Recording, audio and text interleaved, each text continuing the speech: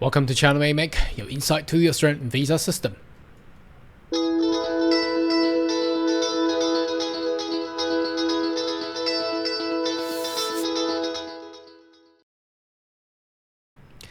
Good day everyone, my name is Carl Young, your online YouTube visa consultant.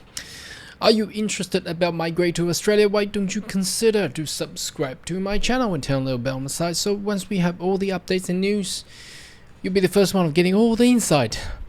Now in today's video, I would like to respond to some comment that I received recently. Now obviously you have noticed, if you've been a fan and a viewer on my channel long enough, you notice that over the past 2 years I've been promoting or perhaps publishing repeat what the news article was talking about, how the government of Australia is looking to open up its migration program.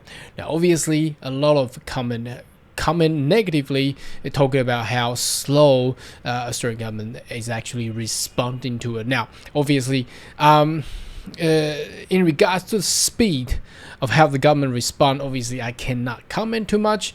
I don't have any control on that one, but we definitely see a trend there, and I'm not here to actually plead to have explain and helping the government at all. But look, we have just been through 100 years, a century of pandemic of the past 2 years, and plus a war has just broken out in Europe.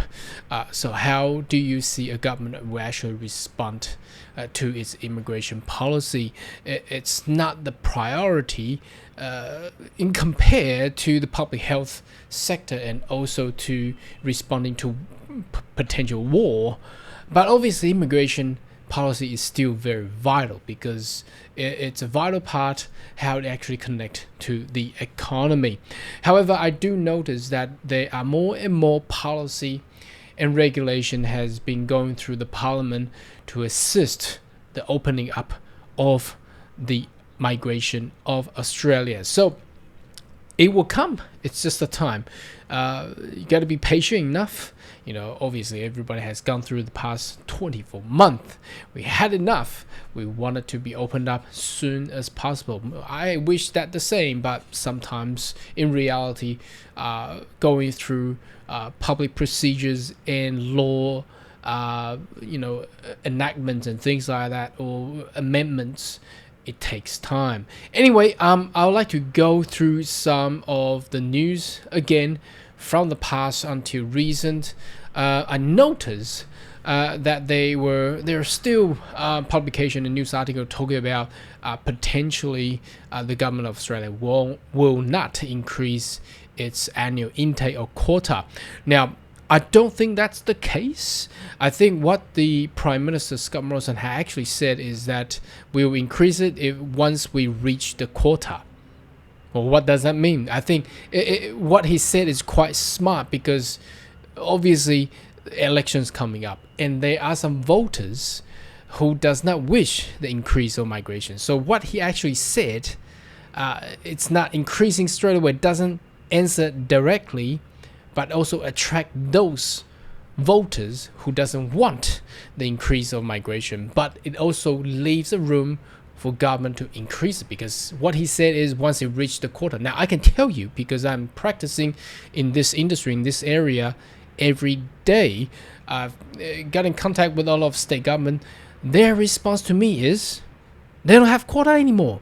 They're waiting for federal government to give them more numbers so they can issue nominations. So what does that mean? That means the quota has been used up. So definitely this July 2022, the increase of migration quota will be there. I'm pretty sure on this one.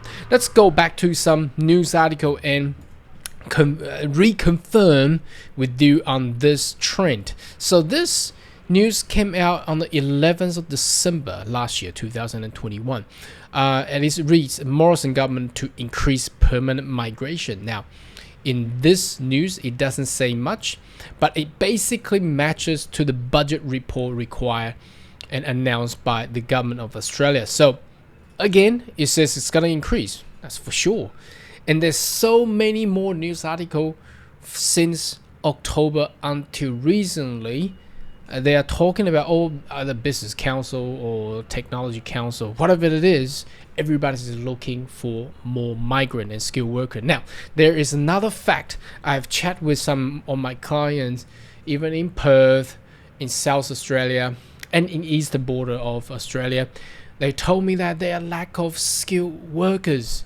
I got so many people calling me up saying, look, how do we get skilled workers? I said, well, I don't know. How do I help you? I cannot help you on that one. My specialty is on visa. I can't give you people, especially one is asking in Western Australia and some is asking in eastern side of Australia. How do I? Anyway, all I can tell them is where the trend is going. And I also noticed there's also a phenomenon that I've got recent arrivals in Australia, in Gold Coast. They cannot find accommodation to rent. Wow, that's incredible. That means it's all occupied. It needs mass and quick response and growth and development in order to meet all that requirements. Anyway, let's go into other news of the recent. Let's have a look. Now this one is okay. This came out on February 17th, 2022. So it's about a month ago. Okay, we'll probably have done a recap on this one. Call for Australian government to open floodgates of more migrants. Now, I don't think it would do a floodgate opening up, but I think I have done a video depicting this article previously and recently. So we have looked through start from December last year, February, and just a couple of days ago, news came out talking about this. This is exactly what the responses that I have received from Australia. So the title reads, unemployment is near record low. Well, that's great. Record low unemployment, that is good. But what isn't good, because everything has two sides. The other side is also meant we don't have enough people to work. Because everybody's occupied, or everybody's got employment, but we still need more workers. Wages are recovering, and the economy is booming, yet both look at this, both parties. So whether or not the election comes up, whichever party comes up, the increased immigration is ultimately going to be there.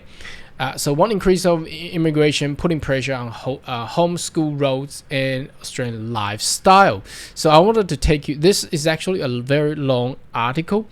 You may want to do your own Google search on this one to have a good read. It goes through with all the history and stuff, but I want to pull this down to somewhere. It talks about history, about how many people and how Australia reaches its 25 million population. So there's even a graph they're looking at into reaching 38 million by 2061. Now, well, that's a long time to go, but it also says another sign here. Well, if you wanted to invest into property, that's definitely a growth there, because population it's just the growth ratio is over there anyway. Okay, now I want to show you this down here, which this is talking about housing. Now, Alan Joyce, now the CEO of Qantas. Here we go. Not too sure why they put this photo there, but he's out there to actually saying that the increase of immigration is definitely required there too. First of all, when I read this, I was going bizarre. Why would Alan Joyce will come up in this article and talking about this, and Qantas talking about this? Now, I understand afterwards. Well, Qantas, it's an airline, right? Now, how airline makes money is obviously travelers. Now, travelers requires international. I mean, Australia's a big, huge continent, or huge island, should I say? They need people to come into Australia. So, in order to for airline to make money. So for sure, that is directly connected to immigration policy. Now, noticing the war broke out in Europe and also the geopolitical issue in the Indo-Pacific area region, how would this play out in the future? I think it's very vital. Another key sign here, I also reflect to Singapore. Now, noticing every flight coming to Australia, As long as you want to go through Singapore, the air ticket is actually very cheap. I mean, cheaper in comparison to all the other direct flights. Why is that? Because international traveler has become a very scarce commodity, should I say, or the way to make money.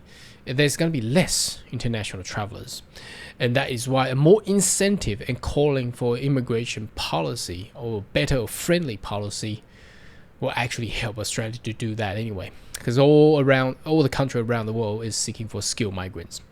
Now, last but not least, there's some news came out yesterday.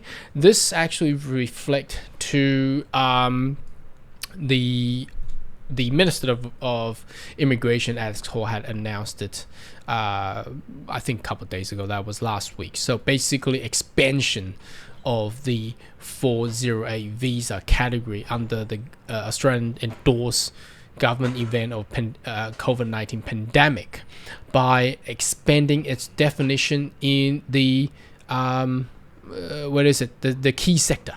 Okay, so as long as you have a job, an offer in the area of agriculture, okay, food processing, healthcare, aged care, disability care, childcare, tourism, and hospitality.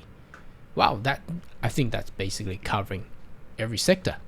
The only one I can think about it's not there is IT and entertainment. Well, entertainment probably will be in tourism, but anyway, I see how you argue about your side.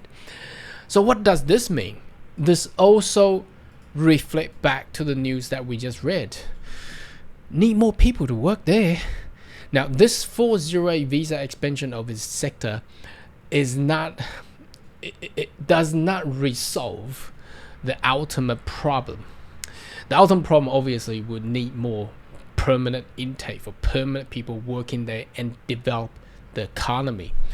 This 408 is only a temporary fix due to the closure of that 2 years of COVID-19 national travel restriction, international travel restrictions.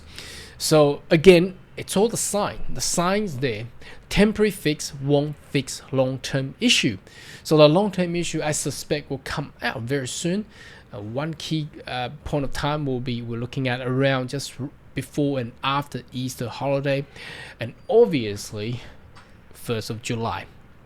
Anyway, should you have more question query, more than welcome to leave a comment right down below, and I see you next video. Goodbye.